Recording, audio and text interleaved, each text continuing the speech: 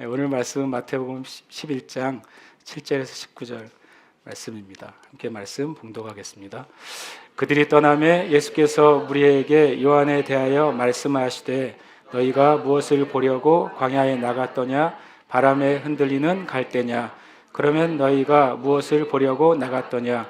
부드러운 옷 입은 사람이냐? 부드러운 옷을 입은 사람들은 왕궁에 있느니라. 그러면 너희가 어찌하여 나갔더냐? 선지자를 보기 위함이더냐?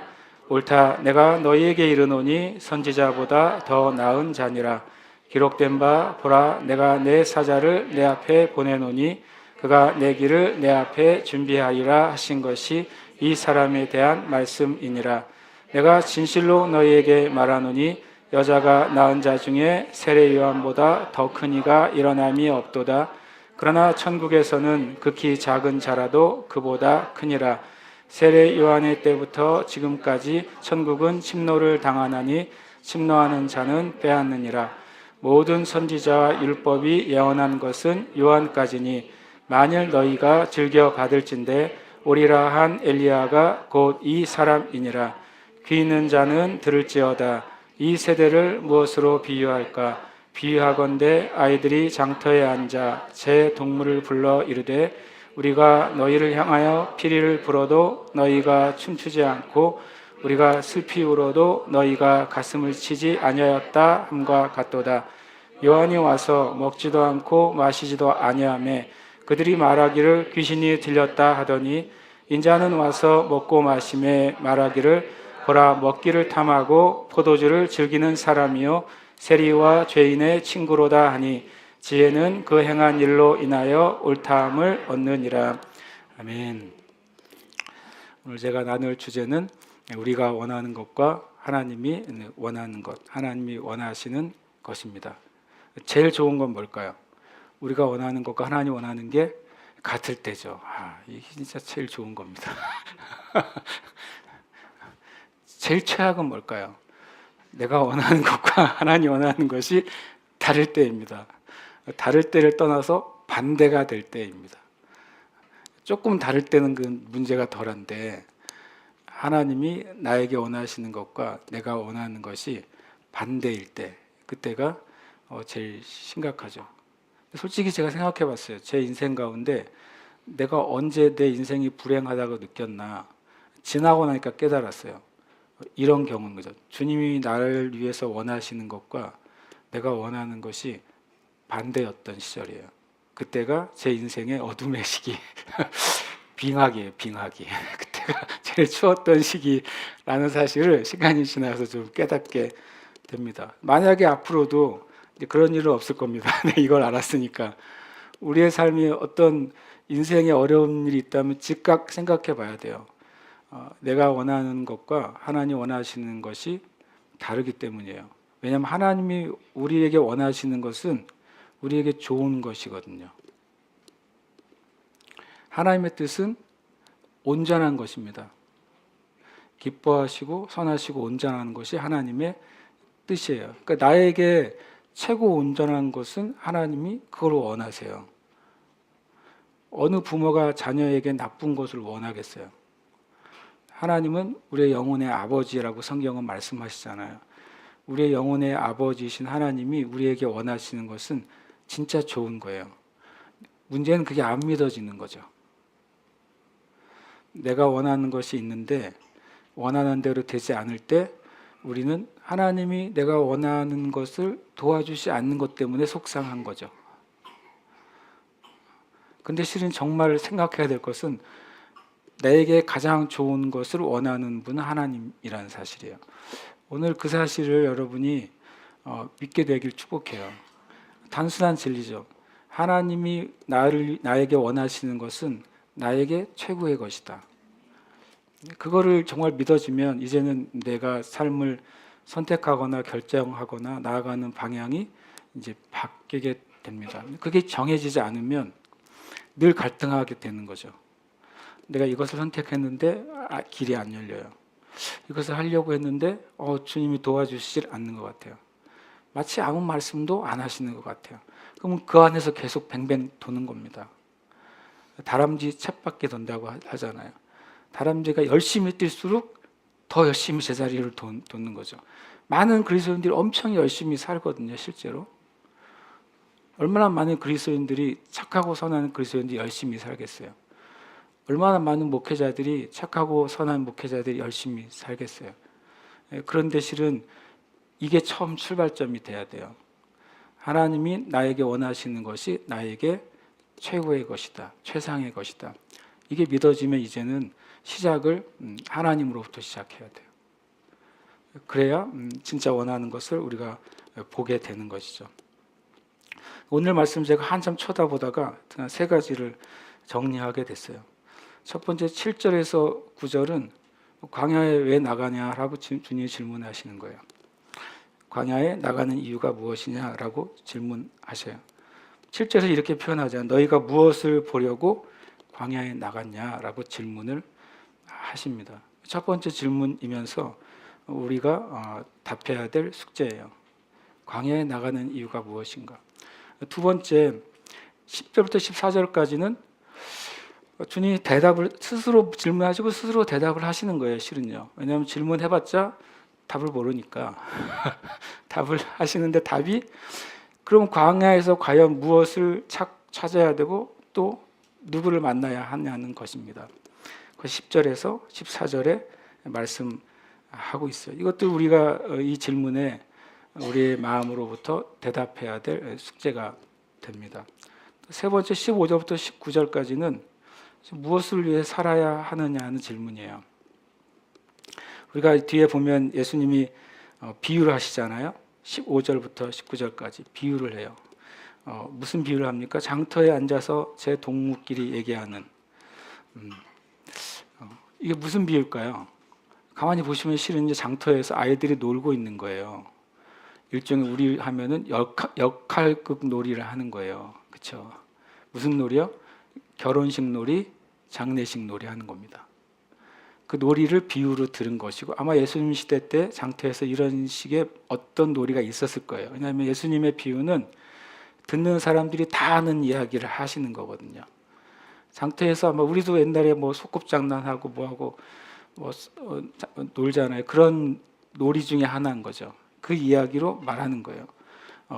춤을 추자라고 하는데 안 추고 지금은 장례식에서 울어야 되는 걸 이제 역학을 해야 되는데 울지 않는 거죠. 그런 시대를 주님이 이 세대의 모습이라고 말씀하세요. 그럼 저는 이 말씀을 보다가 진짜 내가 무엇을 위해 내 인생을 살아야 되는가 그것에 대해서 이 말씀에서 내가 답을 해야 되겠다 하나님께 그리고 우리가 답을 해야 되겠다라는 이제 묵상을 하게 됐어요. 그러면 광야에 나가는 이유가 무엇인가에 대한 질문을 제 표현으로 이제 바꿔봤어요. 읽어볼까요? 시작. 진짜 인생이 있다. 예. 진짜 인생이 있으면 어떤 것도 있는 거예요? 가짜 인생도 있는 거예요. 광야에 나가는 이유를 주님 질문하시면서 진짜 내가 진짜 나의 인생이 있다는 사실을 우리로 깨닫게 되기를 원하세요. 광야에서 무엇을 찾고 만나야 되는가에 대한 저의 이제 표현이에요. 같이 읽겠습니다. 진짜 인생의 목적과 천국이 있다. 단순히 진짜 이제 리얼 마이 라이프가 있을 뿐만 아니라 내 인생에 진짜 목적이 있어요. 진짜 목적. 볼펜을 가지고 물을 썰 수는 없잖아요. 말도 아닌 말이죠. 그러니까 이 세상의 모든 물건은 뭐가 있어요? 물건은 만든 목적이 있어요. 근데 사람을 물건이라고 말하면 좀 웃기지만 성경에 나오지 않는 단어가 뭐라고 그랬습니까? 자연이라는 단어는 성경에 없다는 말씀을 드렸죠. 성경에는 만물이라고 말합니다. 자연은 스스로 되어진 존재지만 만물은 누군가가 어떤 목적과 의도를 가지고 만든 것이 만물이에요. 성경은 인간을 포함한 보이는 세계, 보이지 않는 세계 속한 모든 것을 만물이라고 말해요. 그러니까 거기에는 뭐가 있는 거예요? 목적과 의도가 반드시 있습니다. 목적과 의도가 없는 존재는 존재할 수 없습니다. 하나님이 하나님이 스스로 존재하신 유일한 분이신데 그분이 목적과 의도가 없는 그 어떤 것을 창조하실 수가 없습니다. 그래서 여러분과 저에게는요, 진짜 인생이 있을 뿐만 아니라 진짜 인생에 목적이 있고 그 천국이 있어요. 그 사실을 아는 사람이 있고 모르는 사람이 있어요. 그 사실을 알기만 하는 사람이 있고 믿는 사람이 있어요. 그 다음에 무엇을 위해 살아야 되는 것은 함께 읽겠습니다. 시작. 인생은 열매로 증명된다. 이 말이 참 뼈 아픈 말이에요. 정직하게. 근데 우리가 이 열매를 수치로 생각하기 때문에 뼈가 아픈 거죠. 이 열매가 숫자가 되는 순간 뼈가 아파요. 이 열매가 양으로 생각하는 순간 고통스러운 거예요. 우리가 인생이요. 성경은 그렇게 말씀하시지 않지만 그러나 분명히 인생은 열매로만 증명합니다. 이거 외에 인생이 잘 살았는지 못 살았는지 증명하는 길이 없어요. 좀 단정적이긴 하지만 사실입니다. 인생은 열매로 증명됩니다. 인생은 의도로 증명되지 않습니다. 나 선한 의도를 했어요. 그거 아무리 얘기해도 하나님 앞에 소용이 없어요. 미안하지만. 바른 동기를 했다니까요. 미안하지만 소용이 없어요. 열매로만 증명돼요. 다시 말하지만 이 세상의 열매는 숫자로 표현되는 거예요. 이 세상의 열매는 크기로 표현하는 거예요. 그러니까 이 말에 절망하거나 이 말에 오해하는 거죠.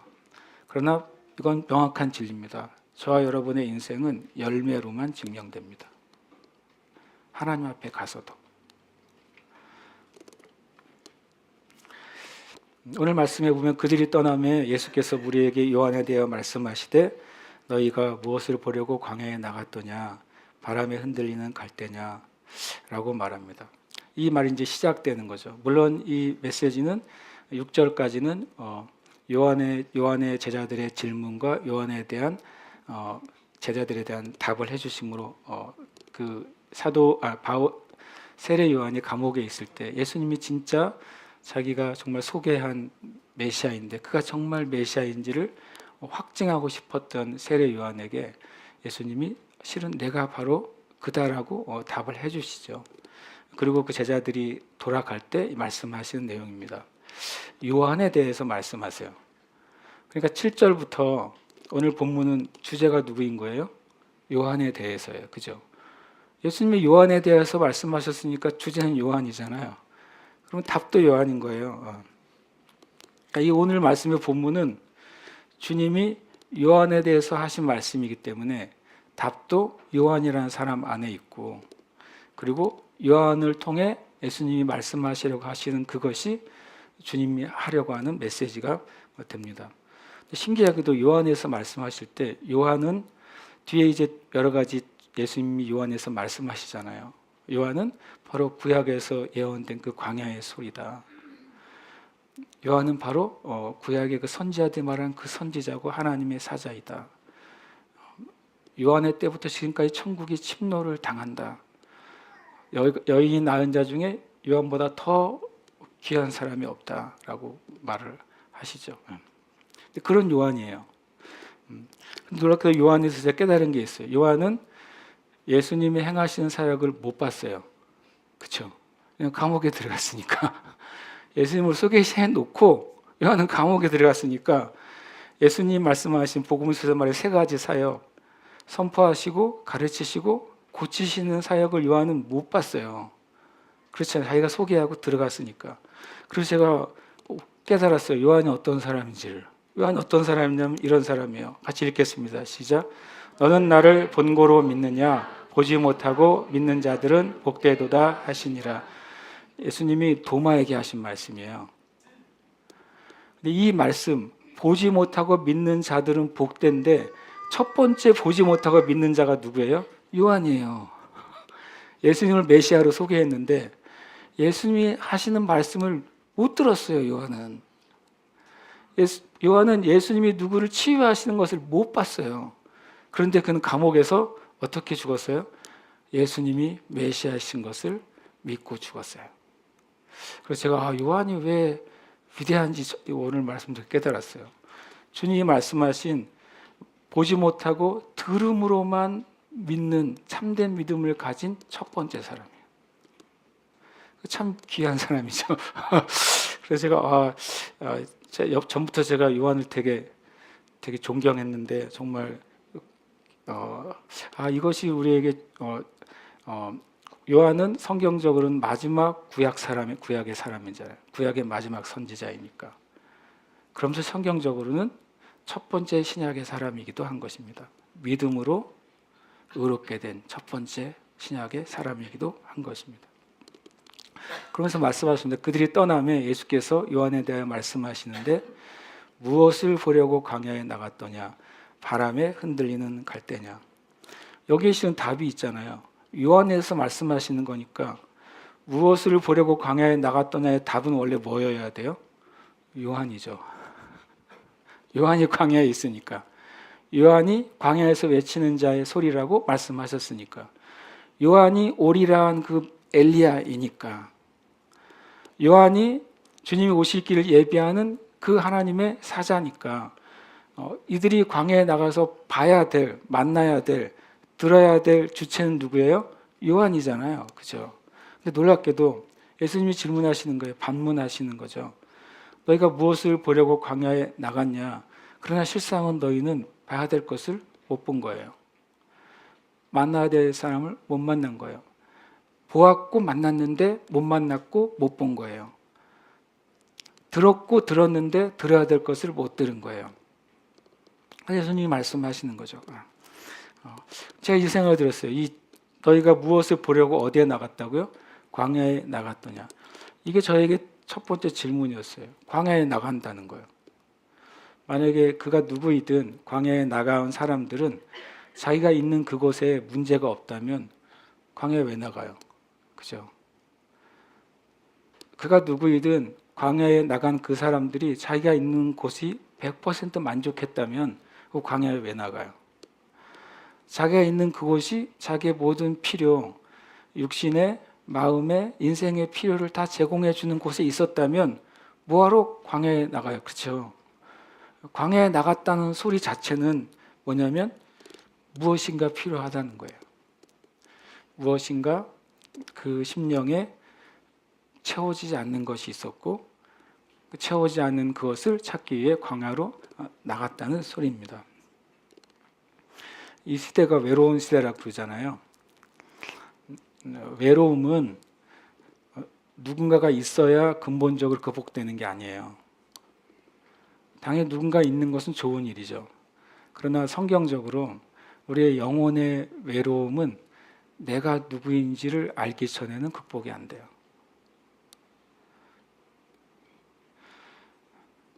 1000명, 100명 가운데 있어도 어떤 사람은 한없이 외로울 수가 있어요. 나를 알아주고 나를 좋아해주는 사람들 사이에서 내가 북적북적대며 살아도 그 사람의 영혼은 계속 외로울 수가 있어요. 심지어 나를 사랑해주고 나를 위해주고 나를 한없이 받아주는 사람들 사이에서 내가 살아도 그 사람의 영혼은 여전히 외로울 수가 있어요. 왜요? 내가 누구인지 모를 때 그 사람은 외로운 것입니다. 내가 없으니까요. 1000명 중에 내가 없는 거예요. 나와 함께 있는 사람 중에 내 존재가 없는 거예요. 당연히 외롭죠. 근데 반대로 홀로 남겨져 있고 돌봄받지 못하고 인정받지 못하고 때로는 다른 사람부터 배척받더라도 진짜 내 인생이 무엇인지 아는 사람은 외롭지 않아요. 가끔 그렇게 말하더라고요. 예수님이 광야에서 얼마나 외로우셨을까? 세례 요한이 광야에서 얼마나 외로웠을까? 엘리야가 광야에서 얼마나 외로웠을까? 그렇게 말을 하더라고요. 마치 외로움이 영성의 어떤 최고봉인 것처럼 표현해요.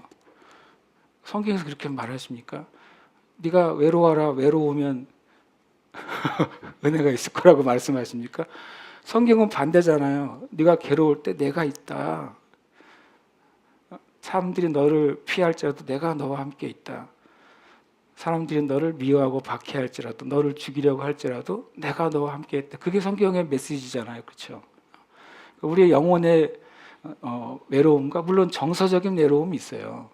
육적인 외로움은 당연히 우리 인간이 가지고 있고 그것은 함께함으로 그것은 극복되는 게 맞아요. 그러나 우리의 진짜 영혼의 깊은 외로움은 진짜 내 인생을 알기 전까지는 해소가 안 돼요. 그거는 하나님이 우리 영혼에 주신 그냥 그게 성질이에요. 저와 여러분의 영혼의 성질. 하나님 안에서 내 진짜 인생을 발견하기 전까지는 영원히 외롭다. 그것을 깨달은 사람이 어거스틴이잖아요. 어거스틴의 책이 그렇게 되어 있어요. 내가 예수님을 만나기 전까지는 난 영원히 방황하는 존재였었다고 그래요. 그래서 이 말이 저에게 되게 많은 생각을 갖게 됐습니다. 그러면서 말합니다. 너희가 무엇을 보려고 광야에 나갔더냐? 바람에 흔들리는 갈대냐? 참 신기해요. 바람에 흔들리는 갈대는 여러 해석이 엄청 많았어요. 찾아봤더니. 하지만 저의 해석은 뭐냐면 인생이에요. 인생. 왜 사람들이 자기의 바운더리에서 벗어나서 새로운 삶을 찾을까요?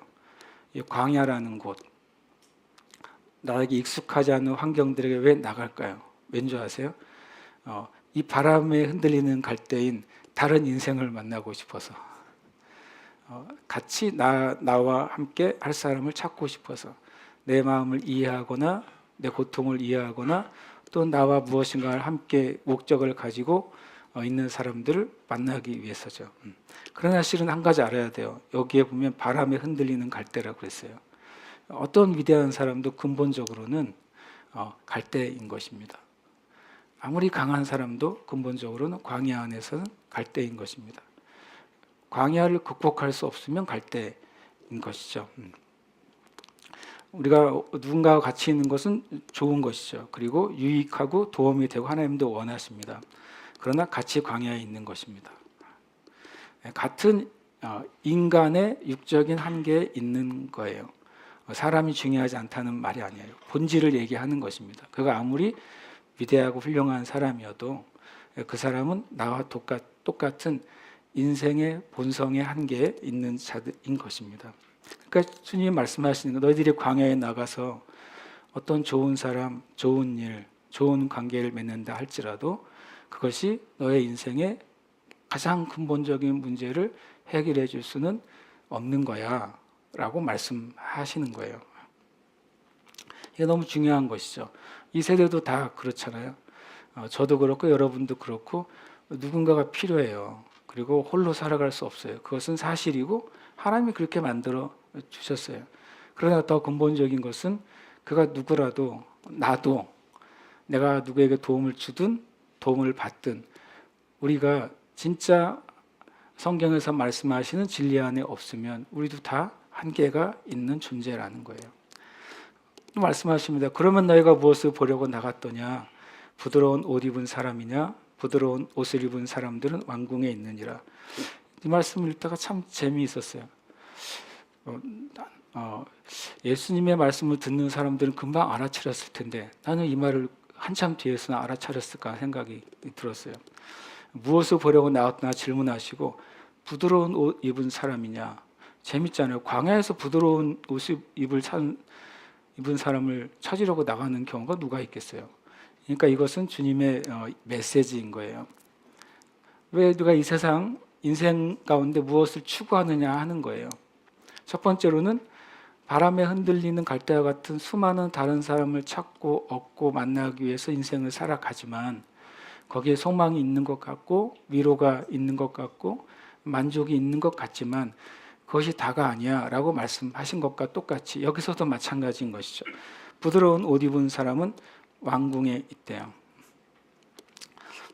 부드러운 옷 입은 사람 왕궁에 있어요. 당시에 왕궁에 누가 있어요? 헤롯의 일가가 있죠. 헤롯의 일가가 뭐의 상징입니까? 엄청난 부의 상징이죠. 엄청난 권모술수와 또 죄의 상징, 타락의 상징이에요. 헤롯 왕가의 족보를 보면 제대로 된 인생들이 없어요. 그리고 신분도 세탁했죠. 헤롯은 원래 에돔 족속인데 유대인으로 신분 세탁하고 로마 황제에게 달려가서 왕의 권위를 받아가지고 돌아와서 왕이 아닌 자가 왕이 됐어요. 그래서 그 집안엔 끊임없이 음란과 퇴폐와 악이 가득하죠. 사도 바울이 재판 받을 때도 그 헤롯 왕가의 한 사람이 찾아오는데 자기 누이를 데리고 옵니다. 그 누이하고 음란의 관계였어요. 그러니까 그 헤롯 왕가는요, 근친상간에 살인에 권모술수에 서로 죽고 죽이는 정말 역사에 보기 드문 악하고 악한 족보죠. 그런데 그들이 뭘 가지고 있어요? 힘을 가지고 있고 돈을 가지고 있고 명예를 가지고 있어요. 그래서 제가 깨달았어요. 주님이 뭘 물어보시는가? 네가 광야에서 찾는 게 무엇이냐? 이걸 찾고 있는 거예요. 같이 읽겠습니다. 이 세상이나 세상에 있는 것들을 사랑하지 말라. 우리가 그 말씀, 다음 말씀을 압니다. 누구든지 세상을 사랑하면 아버지의 사랑이 거기에 없다. 이 세상은 육신의 정욕, 안목의 정욕, 이생의 자랑뿐이고 그것은 다 사라지는 것이고 오직 하나님의 말씀을 행하는 자만 영원히 살 것이다. 요한일서 2장 15, 16, 17절 말씀이에요. 저는 마태복음 11장 8절을 한참 쳐다보다가 이 말씀이 떠올랐어요. 주님이 그걸 질문하시는 것이구나. 부드러운 삶, 굉장히 고상하고 풍요롭고 스마트하고 웰빙 하는 삶, 예수 믿으면서 그걸 추구해요. 그 자체는 죄가 아니에요. 그런데 광야에 나가는 목적이 부드러운 옷 입은 사람을 만나고 그 삶을 추구하는 거라면 그것은 헛다리를 짚는 거죠. 예수님의 이름으로 육신의 정욕을 추구하는 거예요. 예수님의 이름으로 안목의 정욕을 추구하는 거예요. 예수님의 이름으로 이 세상의 자랑을 추구하는 거예요. 예수님의 영광을 위한다는 포장으로 실은 하나님이 원하지 말라고 하는 것들을 원하는 거예요. 교회 안에도 얼마나 많아요. 얼마나 수많은 목회자들이 예수님의 영광을 위한다는 핑계로 자신의 영광과 부와 탐욕을 추구해요. 진짜 무서운 덫이에요. 주님이 말씀하시면 너희가 무엇을 보려고 나갔더냐. 주님은 이미 답을 말씀하셨어요. 뭐예요? 요한이에요.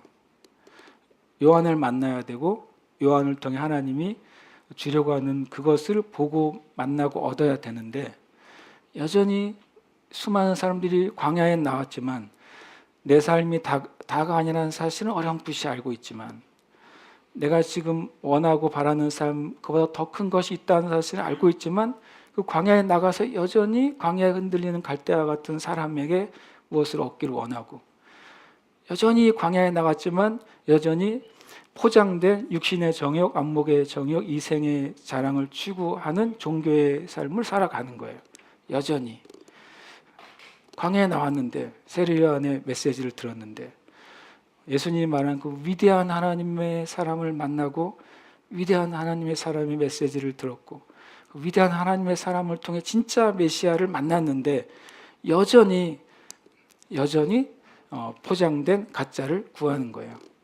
그게 참 지금 세대의 교회의 두려운 현실이에요. 왜냐하면 주님이 이 세대가 그렇다고 말씀하시기 때문에 그렇습니다. 그러면 너희가 어찌하여 나갔더냐 선지자를 보기 위함이었더냐 옳다 내가 너희에게 이르노니 선지자보다 더 나은 자니라. 이 말이 참 재밌는 표현이죠. 너희가 선지자를 보러 나갔니? 라고 말. 선지자는 왜 보러 나간다는 게 무엇입니까? 하나님의 말씀을 들으러 나가는 거죠. 선지자의 목적은 하나님의 말씀을 전하는 자이니까. 여기까지는 엄청 좋아요.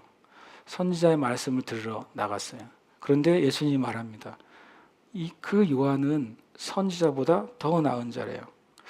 왜 요한 보고 예수님께서 선지자보다 더 나은 자라는 놀라운 표현을 하셨을까요?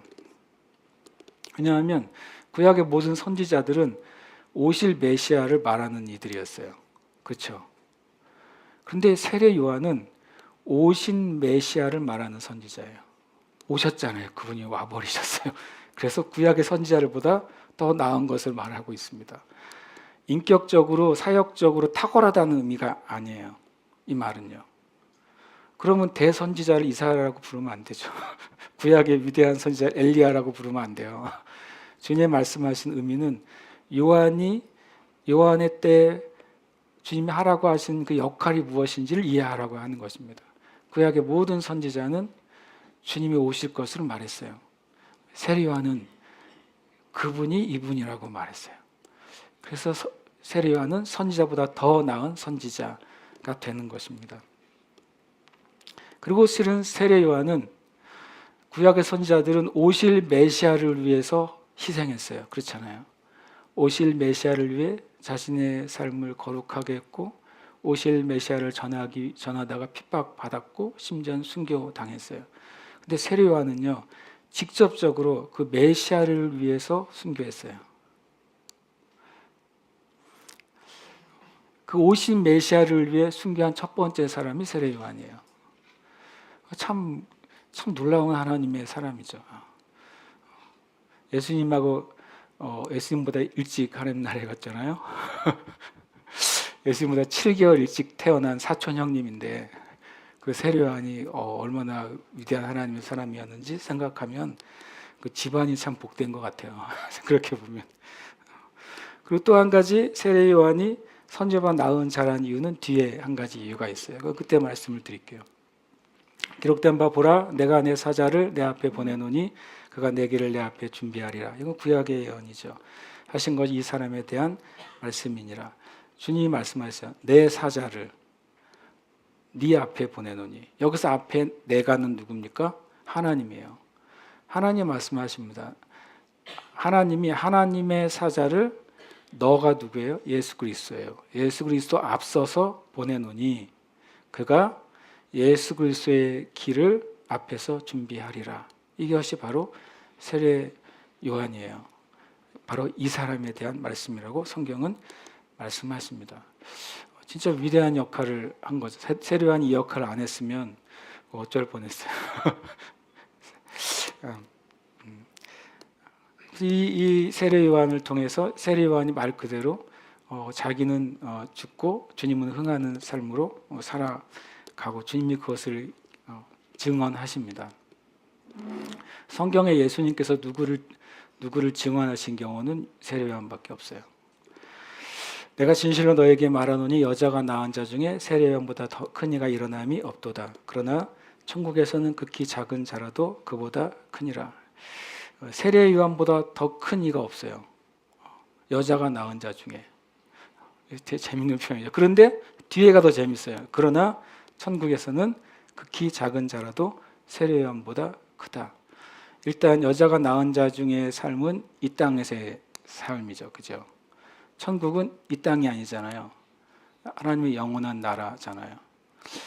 이 땅에서는 세례 요한이 짱이에요.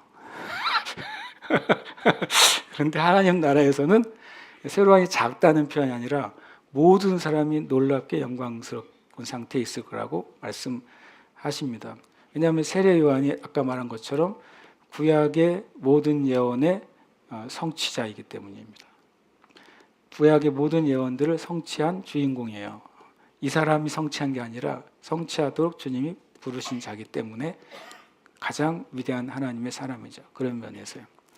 그러나 천국에서는 극히 작은 자라도 그보다 크니라. 천국에 들어간 자들은 세례 요한이 성취한 이후에 예수님께서 행하신 것을 얻은 자들이기 때문에 그렇습니다. 세례 요한은 주님의 십자가의 은혜는 직접으로 받지 못했어요. 그렇죠? 죽으시고 부활하시면서 받은 은혜가 뭡니까? 모든 죄를 사하시는 은혜, 모든 어둠의 권세를 이기신 은혜, 그리고 사망까지도 완전히 정복하신 은혜는 세례 요한에게는 해당되지 않습니다. 누구에게 해당됩니까? 세례 요한 이후에 예수 그리스도를 통해 거듭났고 제사함 받고 의롭게 된 신약의 성도들은 세례 요한보다 더 큰 은혜를 얻게 됐어요. 그래서 이 설명을 이렇게 말씀하고 있는 것입니다. 실은 이 땅에 신약의 그리스도인들이 주님께 받은 은혜가 얼마나 큰지를 잘 모르고 살아요. 우리가 그 위대한 다윗보다 더 큰 은혜를 받았다는 사실 우리가 잘 몰라요. 그래서 다윗을 엄청 부러워해요. 아세요? 실은 다윗이 엄청 우리를 부러워한다는 사실을. 성경에 그렇게 써 있어요. 그 과거의 왕과 선자들이 듣고 보기를 원하는 것들은 너희들이 보고 들으니까 너희들이 복되다 그랬잖아요. 예수님의 말이에요. 그러니까 실은 히브리서 11장에 나와 있는 모든 믿음의 선진들이 제일 부러워하는 사람이 저와 여러분이에요. 그게 안 믿어지잖아요. 우리는 다윗이 부러워요. 다니엘이 부러워요. 아브라함이 부러워요. 그러잖아요. 근데 실상을 말씀드립니다. 비밀인데 신약 성경에 나와 있는 믿음의 선진들이 진짜 부러워하는 사람들이 바로 여러분이에요. 그건 예수님이 하신 말씀이에요. 제가 한 말이 아니라. 예수님이 복되다 그러셔서 너희가 그들이 듣기를 원했던 걸 듣고 있으니까 복되고, 그들이 보길 원했던, 평생 보기를 원했는데 보지 못했던 걸 너희들이 보고 있으니까 얼마나 복되냐 그랬어요. 그러니까 그분들이 얼마나 부러워하겠어요. 제가 그렇게 생각했어요. 우리가 하나님 나라에 주님 오시기 전에 만약에 간다면 바울이 찾아서 물어볼 거예요. 예수님이 어떤 분이었어요? 이렇게. 구약의 사람들이 다니엘이 물어볼 거예요. 살아있을 때 예수님이 어떤 분이었냐고. 그건 제 상상이에요. 어쨌든. 근데 혼자 즐겁게 상상하면서 주님께 감사하는 거죠. 그래서 주님은 말씀하셨어요. 우리에게 주신 은혜가 얼마나 큰지를 우리가 알기를 원하신다고 저는 믿어요. 세례요한의 때로부터 지금까지 천국은 침노를 당하나니 침노한 자는 빼앗느니라. 이게 참 번역이 굉장히 하드하게 됐어요. 모든 선지자 율법이 예언한 것은 요한까지니 만일 너희가 즐겨 받을진대 오리란 엘리야가 곧 이 사람이라. 주님이 세례 요한은 바로 엘리야라고 말씀하십니다. 누가복음 1장에서는 세례 요한의 아버지 사가랴가 뭐라고 예언합니까? 이는 엘리야의 심령과 능력으로 온 자라고 말합니다. 엘리야가 환생한 게 아니라 하나님이 엘리야에게 주신 능력과 엘리야에게 주신 그 마음을 가진 자. 그래서 흔히 말하는 엘리야의 영을 가진 자가 바로 세례 요한이라고 예언하고 있는 것입니다. 그런데 이 말이 이제 좀 제가 말했잖아요. 이제 번역이 굉장히 아주 그냥 거칠다고. 천국은 침노를 장하나니 침노한 자는 빼앗느니라. 원래는 번역은 이렇게 해야지 맞는 것 같아요. 새번역 성경이 그래도 번역을 원래 의미대로 잘 번역해 줬어요. 함께 읽어볼까요? 시작. 하늘나라는 힘을 떨치고 있다. 그리고 힘을 쓰는 사람들이 그것을 차지한다. 그것이 원래 의미의 번역입니다. 세례요한 때부터 지금까지니까 딱 끝났다는 소리가 아니에요.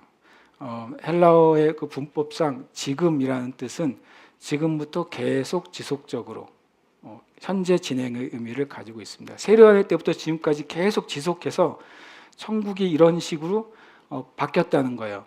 천국에 대한 컨셉이 뭘로 바뀌었냐면 하나님의 나라는 세례요한 때부터 하나님 나라가 역사하기 시작했다는 거예요. 어디서요? 이 땅에서요. 하나님의 나라는 원래 역사하시죠. 하나님의 나라는 영원하시죠. 그러나 인간의 죄로 말하며 하나님 나라가 이 땅을 떠났단 말이에요. 세례요한 때부터 이제 하나님의 나라가 이 땅 가운데 역사하기 시작했다고 말합니다. 그리고 계속해서 역사할 것이라고 말하는 거예요. 그 하나님의 나라는 어떤 식으로 역사하느냐? 힘을 쓰는 사람들이 그것을 차지한다. 이 말은 뭐냐면 영적인 열심과 갈망을 가진 사람들에게 그 하나님의 나라가 역사할 것이라고 말하는 것입니다. 그런 의미에서 저와 여러분에게 이 침노하는 영성이 있느냐 하는 거예요.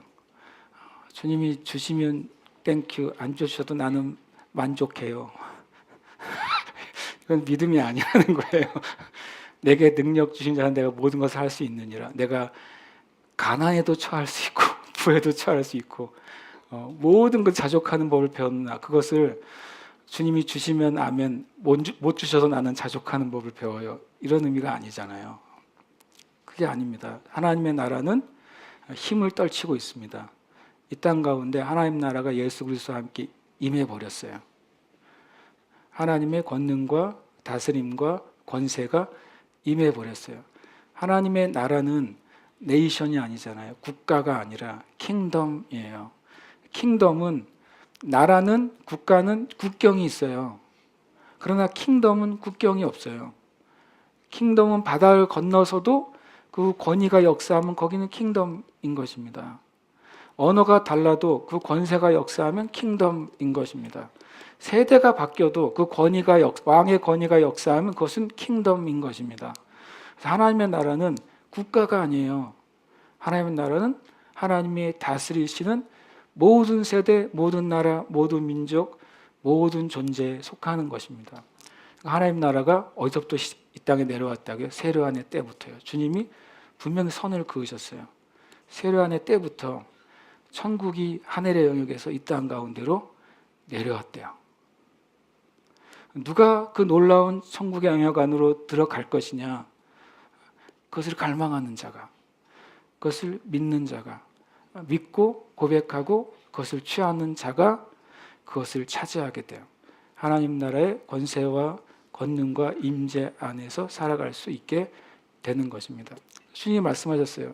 누구든지 물과 성령으로 거듭나지 않는 자는 하나님의 나라를 볼 수 없고 들어갈 수 없느니라. 죽어서가 아니에요.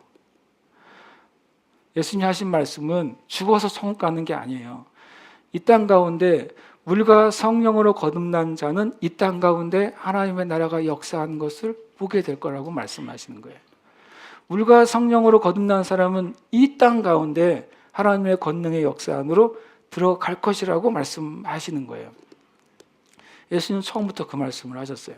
세례요한의 때로부터. 그래서 모든 선지자 율법이 예언한 것은 요한까지니, 이것을 엉뚱하게 해석해가지고 예언은 요한까지만 있는 것이 그 뒤로는 없다. 그러면 사도행전을 가위로 잘라내세요. 사도행전을, 성경을 그렇게 보려면 사도행전에 수많은 예언이 나오는데 이거 어떻게 할 거예요? 세례요한 이유는 없다고 하는데 성경을 어떻게 이렇게 빨대로 보나 봐요. 이렇게 그만큼만. 이때부터 하나님 나라가 역사하기 시작한다고 말합니다. 세례 모든 선지자 율법이 예언한 것, 이제 어떤 차원으로 갑니까? 이제는 하나님의 성령이 예언하시는 것입니다. 초대교회는 선지자 율법의 교회가 아니라 성령과 진리의 교회예요. 귀 있는 자는 들을지어다. 주님의 시그니처죠. 귀 있는 자는 들을지어다. 정말 중요한 말씀이죠. 요한계시록에서 끊임없이 말씀하시잖아요. 귀 있는 자는 성령이 교회들에게 하시는 말씀을 들을지어다. 귀 있는 자는 성령이 교회들에게 하시는 말씀을 들을지어다. 주님이 우리에게 하시는 말씀이에요. 귀 있는 자는 들어야 돼요. 그 귀가 음파의 소리를 듣는 귀가 아니라 주님이 말씀하시는 그 목적과 의도를 깨달을 수 있는 귀를 말하는 것입니다. 단순히 성경 구절을 암송하거나 성경의 스토리를 기억하는 것이 듣는 게 아니라 주님이 왜 그 말씀을 하시는지, 그 말씀의 끝이 무엇인지, 주님이 그 말씀을 듣는 자를 통해 어떤 일을 행하기를 원하시는지를 깨닫는 것이 듣는 것인 것이죠. 근데 이 세대가 어떤 세대라는 소리예요? 귀가 없는 세대예요. 이 세대가 듣지 못하는 세대라고 말씀하시는 거예요. 얼마나 못 듣느냐면 아이들이 동무들을 불러 놀이를 하는데 우리가 피리를 불면 춤추는 거야. 피리의 소리가 두 가지가 있죠. 여기 피리를 불려 밑에는 슬피 울어도라고 되어 있지만 원래 의미는 앞에는 축제 음악을 하는 것이죠. 피리로. 뒤에는 곡을 하는 거예요.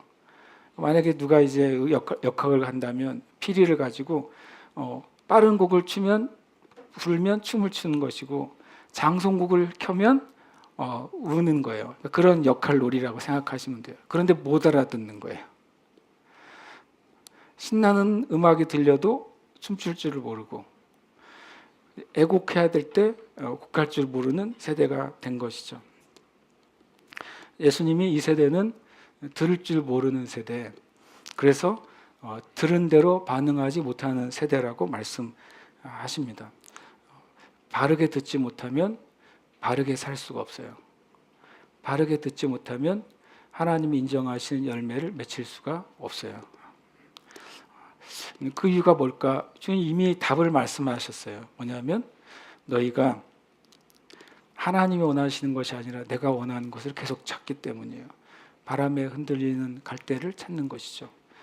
사람에게서 소망을 얻으려고 하는 것입니다. 부드러운 옷 입은 사람을 찾는 것이죠. 이 세상으로부터 소망을 찾는 것입니다. 그러니까 주님의 음성이 안 들려요. 그러니까 어떤 것이 주님의 뜻인지 분별이 안 돼요. 여전히 내가 흔들리는 갈대를 찾으면서 주님의 뜻을 달라고 그래요. 여전히 부드러운 옷 입은 사람을 찾으면서 주님의 뜻을 알려달라고 그래요. 알려준들 무슨 소용이 있겠어요? 여전히 갈대를 찾고 여전히 부드러운 옷을 찾는데, 우리가 하나님 원하는 것 안에 내 자리를 옮겨놓지 않는데 하나님의 것이 내 자리로 오길 바라는 거예요. 실은 그것은 최악이 될 거예요. 조합이 안 맞잖아요. 마귀가 사용할 수 있게 됩니다. 그리스도인들이 세상에 발을 붙이고 하나님의 것이 임하면 어떻게 되는 줄 아세요? 그게 양신이에요. 내 삶은 세상의 자리인데 하나님의 임재가 임했다. 이게 헷갈리는 거예요. 내가 추구하는 인생의 목적은 하나님이 추구하지 말라고 한 인생의 목적인데 성령의 은사가 임했다. 이게 타락인 거예요. 내가 내 자리를 하나님이 원하시는 그 자리에 옮겼을 때, 그때는요, 제가 느끼기에는 은사가 없어도 돼요. 그 자리가 하나님의 자리니까. 능력이 안 나타나도 돼요. 그냥 하나님의 자리니까. 제가 예배드리기 전에 말한 그 문중경 전사님 있잖아요. 문중경 전사님 그런 모르는 사람이 되게 많아요. 그런데 거기 가면 제가 놀란 것이, 문중경 전사님의 일대기를 소개할 때 그 증언을 하는 몇 명의 증인이 있어요. 그 중에 한국교회에 정말 유명한 분이 증언을 해요. 문중현 전사님의 제자가 누구냐면 CCC의 김진곤 목사님이에요. 김진곤 목사님이 울면서 증언을 하십니다. 그 문중현 전사님은 섬에 가서 아픈 사람이 있으면 기도를 한대요. 근데 기도가 그냥 단순하게 기도하는데, 하나님, 이 자매가 병원을 갈 수가 없어요. 의사가 없어요. 그러니까 하나님이 치료해 주셔야 돼요. 뭐 엄청 멋있는 예수 그리스도의 이름으로도 아니고 주님, 이 자매가 아픈데 병원이 없으니까 하나님이 치료해 주셔야만 돼요. 근데 그 김주고 목사님이 그래요. 그런데 희한하게 다 나아요. 하나님이 원하는 그 자리에 있으면 그냥 하나님이 함께 하시니까 다른 은사가 필요 없죠. 하나님이 함께 하시는데 권능이 필요 없어요. 그냥 하나님 자체가 은사이시고 권능이시고 임재이시고 구원이시고 치유이시잖아요. 그래서 우리가 왜 주님의 음성을 못 듣느냐? 아주 단순해요. 내가 지금 하나님 믿는다고 하면서 흔들리는 갈대 찾고 있는 거 빨리 그거 깨달아야 돼요. 우리가 주님의 뜻 가운데 있지 못하는 이유는 내가 하나님의 이름으로 여전히 육신의 정욕, 안목의 정욕, 이생의 자랑을 추구하고 있는 것, 빨리 그 자리에 벗어나지 않으면 들어도 듣지 못하고 만나도 못 만난 것이고 주셔도 얻지 못하는 겁니다. 주님이 표현합니다. 요한이 와서 먹지도 않고 마시지도 않았다 그래요. 예수님 와서 이제는 먹고 마셨어요. 극과 극이에요. 제가 생각해서 두 분이 한 시대에 살면 안 된다. 힘들다. 두 분이 한 시대에 살면. 그래서 한 분이 왔다가 가셔야 되는 거예요. 두 분이 살아가는 방식이 완전히 달라요. 요한은 와서 먹지도 않고 마시지도 않았잖아요. 예수님은 와서 먹고 마셨어요. 참 주님이 지혜로우세요. 지혜는 그 행한 일로 인하여 옳다함을 얻느니라. 다른 말로 하면 그 열매가 그 삶의 동기와 목적을 설명해 주는 거예요. 세례 요한은 먹지 않고 마시셔야 될 이유가 있었어요. 예수님은 죄인들과 먹고 마셔야 될 이유가 있으셨어요. 둘 다 뭐예요? 둘 다 하나님의 뜻을 이루는 거였어요. 둘 다. 우리는 열매를 보고 판단하는 법을 잊어버렸어요. 열매를 보고 판단하는 법을 잊었습니다. 이 세대가요. 많은 성도들이 가난한 성도들이 많잖아요. 가난한 성도가 안 나가 성도들. 근데 그들이 교회를 찾는데 저는 기도해요. 주님, 수많은 한국 교회에 신앙은 있으나 주님의 몸된 교회 지체가 되지 못한 성도들이 주님의 몸의 지체가 되게 해주세요. 그런데 그들이 분별하게 해주세요. 주님의 그 공동체를 선택해야 될 거 아니에요. 그런데 열매를 보고 판단하는 법을 우리는 잘 몰라요. 그러니까 목사들마저도 거꾸로 생각하는 거예요. 아, 우리 교회가 부흥하려면 교회를 건축하면 부흥해. 건물이 사람을 끌어들여 라고 굳게 믿는 신학이 생겨버렸어요. 목숨 걸고 교회 건축하는 거예요. 그래서 저는 교회를 건축해야 된다고 생각해요. 왜냐하면 주님께 주님을 최고로 섬기기 위한 기반이 필요하다고 생각해요. 그러나 그 잘못된 신학은 성경으로부터 온 것은 아니잖아요. 열매가 무엇인가? 열매는 믿는 것과 믿는 대로 행하는 것이 열매예요. 믿는다고 하는 것은 마음속에서 생각하는 것이 믿는 게 아니라 성경에서 믿음이란 자체는 진리를 믿는 것과 진리대로 행하는 것이 포함돼서 믿음이라고 말합니다. 믿음, 행함이 없는 믿음이 죽음이라고 말할 때 그 의미는 믿음이란 단어 자체는 진리를 받아들이는 것과 진리대로 행하는 것이 합해서 믿음인 것입니다. 왜냐하면 히브리서 11장의 믿음의 사람들은 그들이 어떤 사상을 가졌나를 설명하는 게 아니잖아요. 아브라함이 어떤 사상을 가졌는지 설명하는 게 아니에요. 에녹이 어떤 사상을 가졌는지 설명하는 게 아니에요. 다윗이 어떤 사상을 가졌는지 설명하는 게 아니라 그들이 어떤 믿음으로 행했는지를 설명해요. 그것이 히브리서 11장의 믿음장이에요. 그러니까 믿음은 우리가 믿는 바와 믿는 바대로 행하는 것이 포함되어 있습니다. 하나님의 사랑은 하나님이 우리를 향한 마음과 하나님의 행위가 포함될 때 하나님의 사랑이라고 합니다. 하나님의 사랑은 어떻게 확증됐습니까? 아, 저 불쌍한 저 인생들. 그것으로 하나님의 사랑은 없는 겁니다. 그것만 있다면. 하나님 우리를 지극히 사랑하시고 긍휼히 여기셔서 예수님을 보내심으로 자기의 사랑을 뭐 했다고요? 확증하셨다고 말합니다.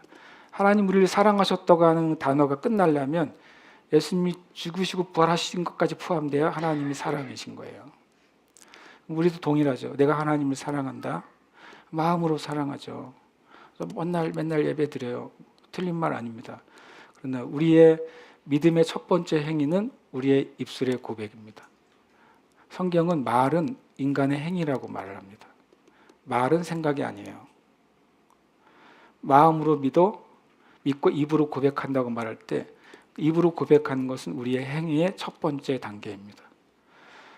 고백이 바르게 되면 그 다음 단계가 가는 거죠. 그 다음 단계를 성경은 뭐라고 말합니까? 손과 발이라고 말하는 거예요. 내가 어디에 있어야 되는지를 알게 되는 것이죠. 어디에 있지 않아야 되는지를 알게 되는 것입니다. 무엇을 해야 되는지를 알게 되는 것이죠. 무엇을 하지 말아야 되는지를 알게 되는 거예요. 첫 번째 고백, 믿음의 고백은 우리의 행위다. 저와 여러분이 처음 제가 그 말했어요. 진짜 우리 인생이 있고 진짜 인생의 목적이 있고 천국이 있다. 그리고 진짜 저와 여러분의 인생은 열매로만 결정돼요. 다시 말하면 우리가 믿는 진리와 진리를 가지고 살아가는 삶으로만 결정돼요. 그게 하나님 아버지 앞에 가져갈 것이 실은 없어요. 가져갈 것이 하나도 없습니다. 감리교회 은퇴한 목사님이 어느 날 깨닫고서 60대 후반에 관을 한 짝을 만들었어요. 자기 들어갈 관을 한 짝을 만들어서 목양실 뒤편에 놨대요. 그래서 이렇게 갑자기 목회하다가 이제 마음이 좀 그럴 때 한 번씩 들어간대요. 실제로 들어가시더라고요. 들어가고 그리고 자기 목양실에 방문한 다른 후배 목사님들 오면 일로 와봐. 한번 잠깐 5분씩 들어도 물 닫아준대요.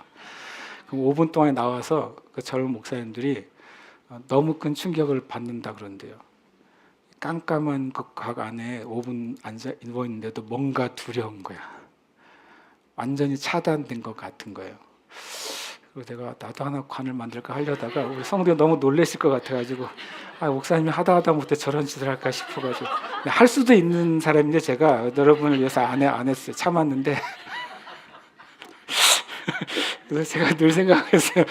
정말 우리의 인생이 뭔가 하나님 안에서 답을 안 찾으면 진짜 답이 없다는 사실을 저는 생각합니다.